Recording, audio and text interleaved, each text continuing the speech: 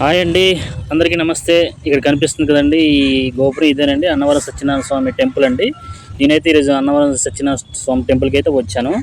అయితే టెంపుల్ యొక్క టైమింగ్స్ ఏంటి, వ్రత టైమింగ్స్ ఏంటి, ఈ టోటల్ ఈ వీడియోలో మీకు చూపించబోతున్నా. ఈ వీడియో అయితే సేవ్ చేసుకోండి. చూడండి, ఫస్ట్ అయితే వ్రతం మేము చేసాము. ఇలాగ ఉంటుందండి.